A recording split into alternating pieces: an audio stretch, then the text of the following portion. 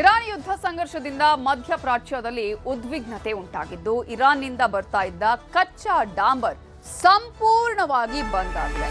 ಇರಾನ್ನಿಂದ ಕಾರವಾರ ಬಂದರಿಗೆ ಕಚ್ಚಾ ಡಾಂಬರ್ ಬರ್ತಾ ಇತ್ತು. ಆದರೆ ಯುದ್ಧ ಸಂಘರ್ಷದಿಂದ ಉದ್ವಿಗ್ನತೆ ಉಂಟಾಗಿರುವಂತಹ ಹಿನ್ನೆಲೆಯಲ್ಲಿ ಇರಾನ್ನಿಂದ ಬರ್ತಾ ಇದ್ದ ಕಚ್ಚಾ ಡಾಂಬರ್ ಇದೀಗ ಬರೋದು ಸಂಪೂರ್ಣವಾಗಿ ನಿಂತಿದೆ.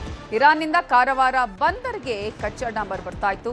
ಇದೀಗ ಇಲ್ಲಿ ಹಡಗುಗಳಿಲ್ಲದೆ ಬಿಕೋ ಅಂತ ಹೇಳ್ತಾ ಇದೆ ಕಾರವಾರ ವಾಣಿಜ್ಯ ಬಂದರು. ಪ್ರತಿ ತಿಂಗಳು 70 ರಿಂದ 80 ಲಕ್ಷಕ್ಕೂ ಹೆಚ್ಚು ನಷ್ಟ ಉಂಟಾಗುವಂತಹ ಆತಂಕ ಕೂಡ ಇದೆ. ಈಗಾಗಲೇ 10ನೇ ದಿನ ಈ ಯುದ್ಧ ಆರಂಭ ಆಗಿ ಎಲ್ಲಿ ಹೋಗಿ ಮುಟ್ಟುತ್ತೋ, ಎಲ್ಲಿವರೆಗೂ ಕೂಡ ಈ ಯುದ್ಧ ಉಂಟಾಗುತ್ತೋ ಆ ಒಂದು ಆತಂಕ ಕೂಡ ಇರುವಂತಹ ಸಂದರ್ಭದಲ್ಲಿ ನಷ್ಟದ ಭೀತಿ ಕೂಡ ಕಾಣಿಸ್ತಾ ಇದೆ. ಕಾರವಾರದ ವಾಣಿಜ್ಯ ಬಂದರಿನಲ್ಲಿ ಸಾಲುಗಟ್ಟಿ ನಿಂತಿವೆ ಟ್ಯಾಂಕರ್ಗಳು. ಮುಂಬೈನಿಂದ ಕಾರವಾರಕ್ಕೆ ಬರ್ತಾ ಇದ್ದ ಡೀಸೆಲ್ ಕೂಡ ಬಂದಾಗಿದೆ. ಐಒಸಿ ಮೂಲಕ ನೌಕಾನೆಲೆಗೆ ಬರ್ತಾ ಇದ್ದ ಡೀಸೆಲ್ ಸರಬರಾಜು ಕ್ಲೋಸ್ ಆಗಿದೆ. ಬಂದರು ವಾಣಿಜ್ಯ ಚಟುವಟಿಕೆಯನ್ನೇ ನಂಬಿವೆ ಟ್ಯಾಂಕರ್ ಮಾಲೀಕರು. ಅವರಿಗೂ ಕೂಡ ಈಗ ಸಂಕಷ್ಟ ಉಂಟಾಗಿದ್ದು ಕಳೆದ 10 ದಿನದಿಂದ ಕೆಲಸ ಇಲ್ಲದೆ ಡಾಂಬರ್ ಟ್ಯಾಂಕರ್ಗಳು ನಿಂತಲ್ಲೇ ನಿಂತಿವೆ.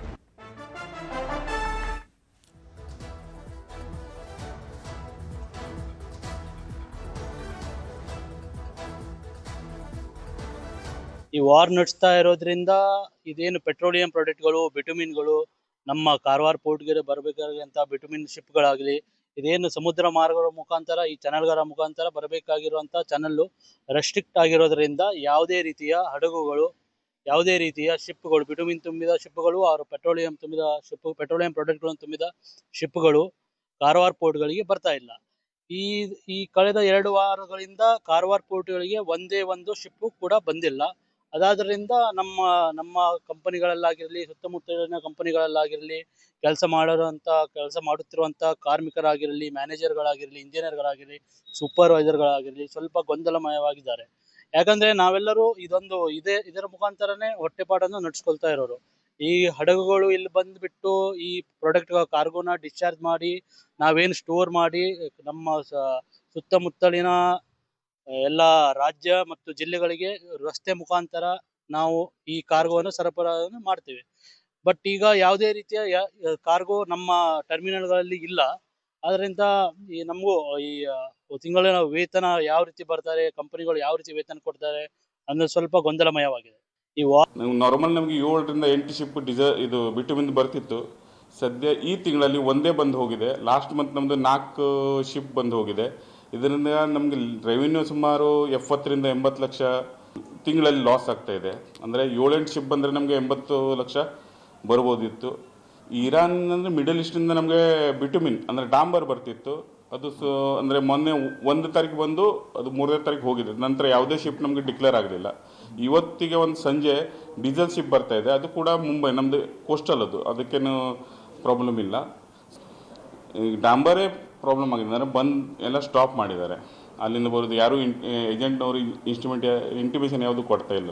ಬಿಟುಮಿನ್, ಸ್ಪೆಷಲಿ ಬಿಟುಮಿನಿಂದ ಸ್ಟಾಪ್ ಆಗಿದೆ. ನಮಗೆ ಲಾಸ್ ಆಗಿದೆ. ಅಂದರೆ 70 ಇದರ ಬಗ್ಗೆ ಇನ್ನಷ್ಟು ಡೀಟೇಲ್ಸ್ ಕೊಡೋದಕ್ಕೆ ನಮ್ಮ ರಿಪೋರ್ಟರ್ ದರ್ಶನ್ ನಾಯ್ಕ್ ಈಗ ಫೋನ್ ಸಂಪರ್ಕದಲ್ಲಿ ಜಾಯ್ನ್ ಆಗಿದ್ದಾರೆ. ದರ್ಶನ್ ನಾಯ್ಕ್, ಈಗಾಗಲೇ ಒಂದು ದೇಶದಲ್ಲಿ ಯುದ್ಧ ಆರಂಭ ಆದರೆ ಅಲ್ಲಿಗೆ ಮಾತ್ರ ಸೀಮಿತ ಆಗಲ್ಲ, ಬೇರೆ ಬೇರೆ ದೇಶಗಳಿಗೂ ಅದರ ಪರಿಣಾಮ ಬೀರುತ್ತೆ ಅನ್ನೋದಕ್ಕೆ ಈಗ ನಮ್ಮಲ್ಲೂ ಕೂಡ ಉಂಟಾಗ್ತಾ ಇರುವಂತಹ ಸಮಸ್ಯೆಗಳು ಕಾಣಿಸ್ತಾ ಇದೆ. ಇಂತಹ ಸಂದರ್ಭದಲ್ಲಿ ಕಾರವಾರ ಬಂದರ್ನಲ್ಲಿ ಏನೆಲ್ಲ ಸಮಸ್ಯೆಗಳಾಗಿದೆ, ಏನೇನು ಬರ್ತಾ ಇಲ್ಲ, ನಿರೀಕ್ಷೆಗಳು ಏನಾದರೂ ಇದೆಯಾ, ಸಮಸ್ಯೆಗಳೇನಾಗಿದೆ ಈಗ ಅಲ್ಲಿನ ಟ್ಯಾಂಕರ್ ಮಾಲೀಕರಿಗಾಗಿರ್ಬೋದು, ಇತರರಿಗೆ? ನಮಿತಾ, ಈಗ ಏನು ಯುದ್ಧದ ಹಿನ್ನೆಲೆಯಲ್ಲಿ ಉತ್ತರ ಕನ್ನಡ ಜಿಲ್ಲೆಯ ಕಾರವಾರದ ವಾಣಿಜ್ಯ ಬಂದರಿಗೆ ಬರಬೇಕಾದಂತ ಏನು ಕಚ್ಚಾ ಡಾಂಬರ್ ಬರ್ತಾ ಇತ್ತು, ಆ ಕಚ್ಚಾ ಡಾಂಬರ್ ಸಂಪೂರ್ಣವಾಗಿ ಈಗ ಸ್ಥಗಿತವಾಗಿರುವಂತದ್ದು. ಅದ್ರ ಜೊತೆಗೆ ಇದು ಒಂದು ಕಡೆ ಸ್ಥಗಿತವಾಗಿದ್ರೆ ಅದರಿಂದ ಏನು ಹೊಟ್ಟೆ ತುಂಬಿಕೊಳ್ತಾ ಇದ್ದಂತ ಸಾಕಷ್ಟು ಕಾರ್ಮಿಕರು ಇವತ್ತು ಪರಿಸ್ಥಿತಿ ಸ್ವಲ್ಪ ಕಂಗಾಲಾಗಿರುವಂತದ್ದು. ಅದ್ರ ಜೊತೆಗೆ ಏನು ಮುಂಬೈಗೆ ಡೀಸೆಲ್ ಬರ್ತಾ ಇತ್ತು, ಮುಂಬೈ ಮೂಲಕ IOC ಇಂದ ಏನು ಕಾರವಾರ ಕದಂಬ ನೌಕಾನೆಲೆಗೂ ಆ ಡೀಸೆಲ್ ಸಪ್ಲೈ ಆಗ್ತಾ ಇತ್ತು. ಅದು ಕೂಡ ಈಗ ಕೊರತೆ ಆಗಿದೆ ಎನ್ನುವಂತಹ ಒಂದು ಮಾಹಿತಿ ಈಗ ಲಭ್ಯವಾಗಿರುವಂತದ್ದು. ಹಾಗೆ ಕಾರವಾರ ವಾಣಿಜ್ಯ ಬಂದರು ಇವತ್ತು ಬಿಕೋ ಎನ್ನುವಂತ ಒಂದು ಪರಿಸ್ಥಿತಿಯಲ್ಲಿ ಇರುವಂತದ್ದು.